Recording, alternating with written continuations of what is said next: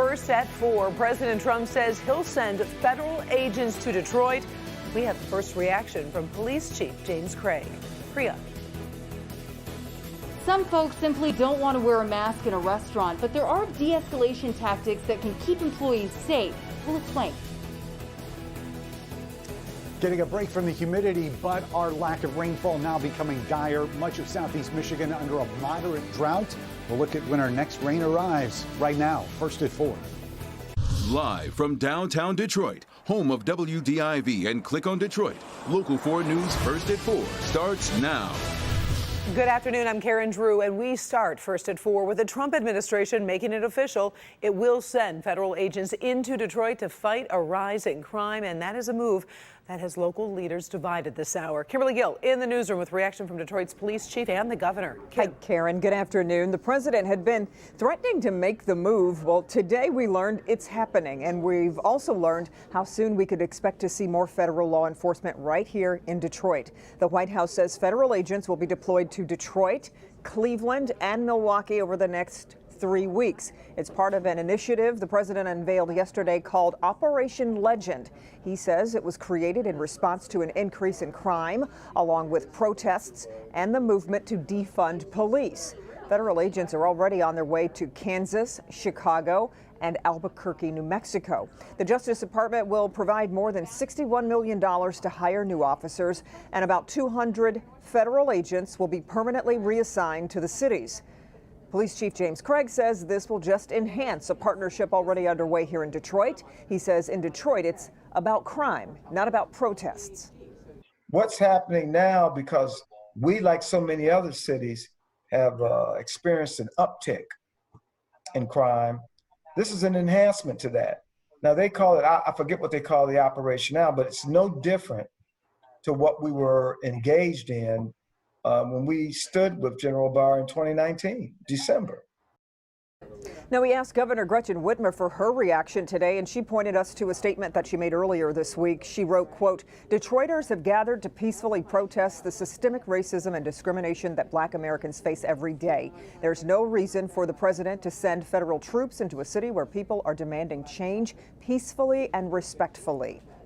We're continuing to gather information and reaction, and just wrapped up an interview with Attorney General Dana Nessel. I will have that coming up for you. And meanwhile, the Justice Department Inspector General will conduct a review of how federal agents responded to unrest in Portland and in Washington, D.C. The administration's efforts are under a microscope for sure. So we'll have more on this coming up on the news at 5. Until then, Karen, we'll send it back to you in the studio. All right, sounds good. Thank you, Kim. Sure. Well, now we do have a Local 4 update on the shooting death of a 10-year-old boy in Warren. A 15-year-old teenager is taken into custody and could face charges as an adult. Today, the case was handed over to the prosecutor's office. 10-year-old Oran Bao was shot in the chest at the Warren Manor apartment complex yesterday afternoon. Police say there were several children in that apartment, but no adults. The 15-year-old turned himself into police. It's not clear if he will be charged or anyone else. Investigators are still trying to determine if the shooting was accidental. TCF Bank is joining forces with the city of Detroit to give minority small businesses a boost. The bank announced a $1 billion loan commitment to minority and women-owned small businesses in the city. The small business loans can go up to $1 million each for those businesses in need. The move comes 2 months after 9 CEOs from Detroit's largest companies came together to reject racism in their workplaces and communities. These programs address the systemic racism that has denied too many their piece of the American dream, the opportunity to own a business and the ability to own a home. Today, we humbly strengthen our commitment to right historic wrongs with a loan program audacious in its size and ambition. TCF also announced a $10 million grant program to help out low to moderate income home buyers. Qualified buyers can receive up to $3,000, and that money does not have to be paid back.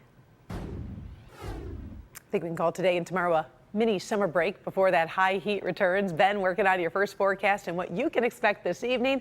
How are things shaping up, Ben? Hey, Karen, yeah, we're getting a break from that humidity. That's kind of the big headline. Temperatures, probably what you would expect for this time of year. They're in the low 80s in a lot of spots, but there are some 70s out there, too, now that that wind is coming out of the north. You can see out there over the Ambassador Bridge, things definitely bright around some of those cumulus clouds. Lapeer, one of the cool spots at 78, but that north wind helping bring in that lower humidity. And we are smack dab in the middle of summer, and the temperatures reflect it tonight. We'll be down to 70 here by midnight. We'll look at when the humidity and heat comes back and when we can finally get some rain to combat this moderate drought. We'll look at who's seeing the worst of the rainfall deficit coming up. All right, thank you, Ben.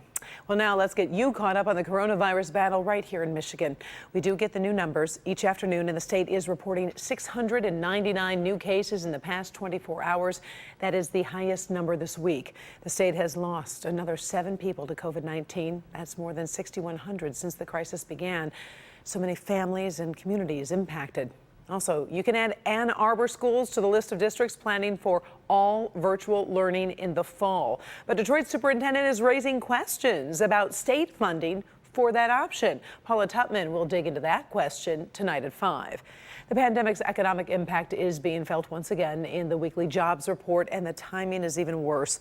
The Labor Department says 1.4 million people filed for benefits last week. That is the first increase since late March. Now, this comes just as that extra $600 of benefits will run out at the end of the month, leaving the unemployed with less money for food and rent.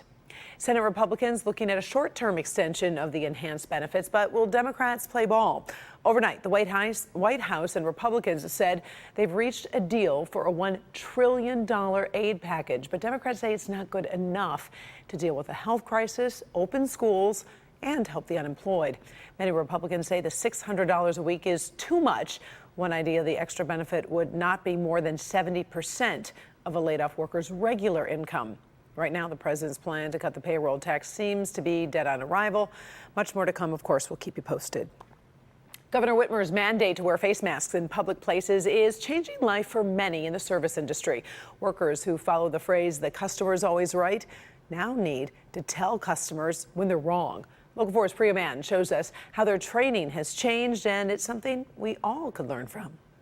If you've been to a restaurant recently, you've seen fewer tables for social distancing and signs requiring guests to wear masks. But what do restaurant owners do if a guest doesn't want to wear one? There's always going to be a challenge of someone that wants something beyond your capabilities. It goes back to hospitality. We're in this industry because we like doing things for others. David Krause owns a dachi in Birmingham, and like every restaurant owner in the state, it comes down to him and his staff to ensure guests are wearing masks. I find that I've spoken to certain guests and they tell me this is like the second time I've been out in public since really this all started. And so when they get up, they don't remember to wear the mask. If that is the case, then someone will alert me and I will walk up to the guests and just simply say, "Sir, miss, can you please put your mask back on?" For guests that refuse to wear a mask, the Michigan Restaurant and Lodging Association held a Zoom meeting on de-escalation tactics. It was hosted by a former police officer. Stay calm. That's the first thing. You must demonstrate non-threatening body language. Avoid crossing your arms. Don't put your hands on your hips, so you can model the appropriate behavior you want this person to model. Other tips include reminding guests it's a state mandate, not taking their frustrations to heart, and letting an angry customer leave with some pride. You want to keep this semi-private so he's not embarrassed, the rest of your customers aren't upset. Do not position yourself between the customer and the door. Give them plenty of space. Krause says it comes down to compassion. I'm empathetic to the fact that something is upsetting them. And let's find a common space where we can make you happy, basically. And you can make me happy by putting your mask on. In Birmingham, I'm Priya Mann, Local 4. All right, and Priya also tells us that experts acknowledge de-escalation techniques can be tough to master. Most of us go into fight or flight mode, but it is so important to appear calm and centered, even when you're not. Up next here, first of 4, President Trump's former attorney is given a get-out-of-jail-free card for the second time. Why the judge's decision has a link to the president himself. Also, what's in a dream? Have yours changed since the COVID pandemic began? Dr. McGeorge explains what's been happening while many of us are asleep. A toxic danger in certain hand sanitizers. We're going to point you toward the information you need to know to protect your family.